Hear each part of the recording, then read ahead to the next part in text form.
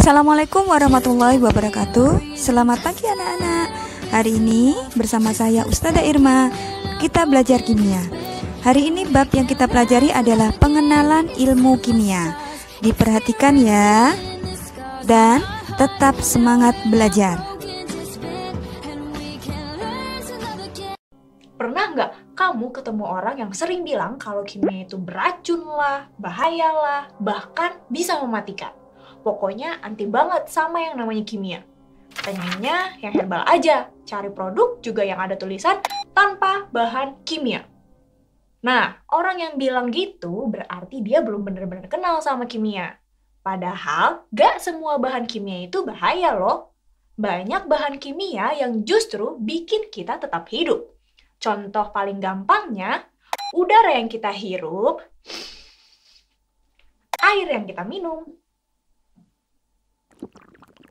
Ya, mereka itu zat kimia loh.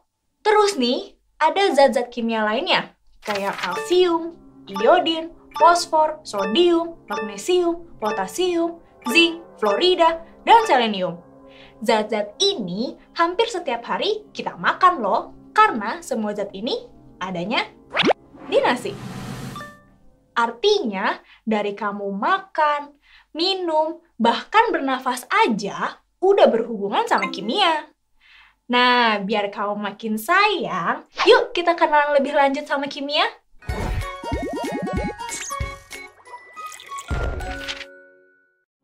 Kimia berasal dari bahasa Arab alkimia, yang artinya perubahan materi. Istilah kimia muncul pertama kali sekitar tahun 700 sampai 778 Masehi.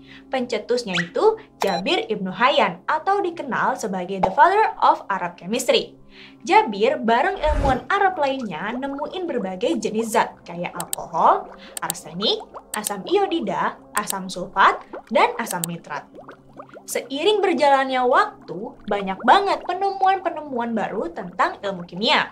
Salah satunya terjadi di tahun 1803. John Dalton, seorang guru sekolah asal Inggris, ngajuin teori atom untuk pertama kalinya. Dari teori ini, Dalton ngejelasin kalau atom itu sebagai partikel dasar penyusun materi. Jadi, semua yang ada di sekitar kita bakal ngandung atom-atom di dalamnya. Di tahun 1800-an, ada sekitar 30 unsur kimia yang udah dikenal. Unsur itu partikel yang isinya cuma satu jenis atom. Nah, karena muncul teori atom tadi, ilmu kimia jadi makin berkembang.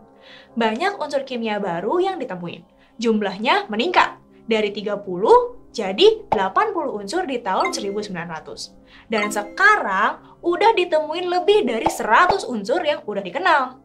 Unsur-unsur kimia ini disebut materi. Materi adalah segala sesuatu yang nempatin ruang dan punya massa. Secara umum, ilmu kimia itu ilmu yang ngebahas tentang rekayasa materi. Rekayasa maksudnya ngubah suatu materi jadi materi lain. Buat ngelakuin rekayasa materi, para ahli perlu tahu dulu susunan dan struktur materinya. Mereka juga harus tahu gimana materi itu bisa berubah kalau lingkungannya di sekitarnya juga berubah. Susunan materi, maksudnya apa ya? Nah, coba kita bandingin antara air dan alkohol. Air tersusun dari dua jenis unsur, hidrogen dan oksigen. Rumus kimianya H2O. Kalau alkohol tersusun dari 3 jenis unsur, karbon, hidrogen, dan oksigen. Rumus kimianya C2H5OH. Karena susunannya beda, air sama alkohol punya sifat yang beda juga. Air bisa bikin api padam, sedangkan alkohol malah bisa bikin kebakar dan bikin api tambah nyala. Loh, kenapa ya alkohol bisa kebakar? Orang yang nggak belajar ilmu kimia mungkin bakal bilang, ya emang gitu, ngapain nanya-nanya lagi sih? Tapi di kimia justru kita mau cari tahu kenapa itu bisa terjadi. Pendekatannya dari segi materi tadi. Menurut ilmu kimia, alasan alkohol bisa kebakar itu karena atom penyusun di dalamnya ngebentuk ikatan yang kurang stabil. Jadi, dia bisa berikatan dengan atom lain, makanya timbul api. Tapi kalau air, hidrogen dan oksigen di dalamnya udah ngebentuk ikatan yang stabil. Makanya dia gak bereaksi lagi dengan oksigen di udara. Gak kebentuk api deh. Selain susunan materi, kita juga perlu tahu yang namanya struktur materi. Struktur materi itu gambaran gimana atom-atom saling terikat. Contohnya kalau kita lihat intan sama grafit, mereka sama-sama tersusun dari atom-atom karbon, tapi sifat keduanya sangat jauh berbeda. Hal ini karena mereka berdua punya struktur yang beda. Atom karbon di intan berikatan sama 4 atom karbon lainnya, ngebentuk 5 segitiga sama sisi, atau bahasa kerennya tetrahedral. Ikatan ini kuat banget dan gak gampang putus. Makanya, intan jadi materi paling keras, bahkan suka dijadiin pisau buat motong kaca. Kalau grafit, atom karbonnya ngiket 3 atom karbon lain, ngebentuk segi 6 atau bahasa kerennya heksagonal. Strukturnya berlapis-lapis kayak kartu. Lapisan ini gampang banget ngegeser. Makanya, tekstur grafit jadi nggak sekeras intan. Perbedaan struktur bikin materi punya sifat yang beda-beda juga, walaupun susunannya atau atom-atom di dalamnya sama. Menurut susunan partikelnya, materi dibagi jadi 2 jenis, zat tunggal dan campuran. Yang namanya zat tunggal artinya partikel penyusunnya cuma satu jenis, bisa unsur atau senyawa aja. Unsur itu zat tunggal yang nggak bisa diurai lagi jadi zat yang lebih sederhana.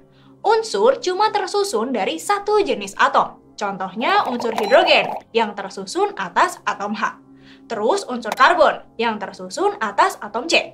Dan unsur oksigen yang tersusun atas atom O. Sedangkan senyawa itu kumpulan dari unsur-unsur. Kalau unsur-unsur penyusunnya sejenis kayak hidrogen H2, oksigen O2, atau nitrogen N2 disebut molekul unsur. Sedangkan kalau unsur penyusunnya beda jenis, misalnya air H2O atau alkohol C2H5OH, namanya molekul senyawa. Garam dapur atau NaCl yang selalu ditambahin di masakan ibu kamu, itu juga termasuk contoh dari molekul senyawa. Jenis materi yang kedua itu campuran. Campuran itu isinya gabungan zat-zat tunggal tanpa melalui reaksi kimia. Ada campuran homogen dan campuran heterogen. Campuran homogen biasanya disebut larutan. Air garam ini salah satu contoh dari campuran homogen. Kalau kamu lihat air garam, sekilas kayak air biasa doang. Tapi pas kamu minum, rasa asin dari garamnya bakal mampir di lidah kamu. Asin. Jadi, walaupun kelihatannya cuma satu bagian doang, tapi sifat komponen dalam larutannya nggak hilang atau masih tetap ada. Beda sama larutan. Dalam campuran heterogen, kita bisa lihat langsung komponen-komponen penyusunnya. Contohnya, tanah yang dilarutin dalam air. Kita bisa langsung tahu ada tanah di dalam air, nggak perlu diminum dulu. Campuran heterogen dibedain jadi 2, suspensi dan koloid. Tanah dalam air tadi contoh dari suspensi. Komponennya bisa kelihatan jelas sama mata kita, tanpa harus pakai mikroskop. Kalau koloid secara kasat mata mirip campuran homogen. Tapi pas dilihat secara mikroskopis alias pakai mikroskop, komponen-komponen penyusunnya bakal kelihatan. Makanya koloid termasuk campuran heterogen. Contoh koloid itu ada susu, santan, dan mentega. Nah, hal yang paling penting di kimia sebenarnya perubahan materinya. Kita pasti sering banget ngelihat perubahan materi. Mau itu secara ilmiah atau buatan. Penyebab perubahan materi itu bisa karena pemanasan, pembakaran, pembusukan, atau karena dicampur dengan zat lain. Sifatnya ada yang sementara, ada juga yang permanen. Ada 2 jenis perubahan materi, perubahan fisika dan perubahan kimia. Nah, perubahan fisika inilah yang sering banget kita lihat. Perubahan ini sifatnya sementara. Di perubahan ini, nggak ada zat baru yang kebentuk. Adanya cuma perubahan wujud materi aja. Wujud zat ada yang cair, padat, dan gas. Perubahan cair ke padat namanya membeku. Contohnya pas kamu mau bikin es batu buat ditaruh di es buah. Wah, seger banget ya. Sebaliknya, dari padat ke cair, namanya mencair. Contohnya es krim yang dibiarin terbuka selama berjam-jam, bakalan meleleh kan? Kalau perubahannya dari padat ke gas, namanya menyublim. Contohnya pengharum ruangan yang dibiarin di ruangan terbuka. Lama-lama bakal habis, karena dia langsung berubah atau menyublim dari padat ke gas. Sebaliknya, dari gas ke padat, itu namanya deposisi. Contohnya itu peristiwa terbentuknya butiran salju. Nah, kalau gas berubah jadi cairan namanya mengembun. Contohnya, butiran-butiran air yang ada di daun di pagi hari. Sebaliknya, dari cair ke gas namanya menguap. Baju kering yang kamu pakai itu hasil dari adanya penguapan. Jenis perubahan materi lainnya itu perubahan kimia, atau biasa disebut reaksi kimia. Perubahan ini ditandai sama kebentuknya zat baru dan sifatnya tetap atau permanen. Contohnya kayak susu fermentasi, karatan di paku ini, dan korek api yang dibakar.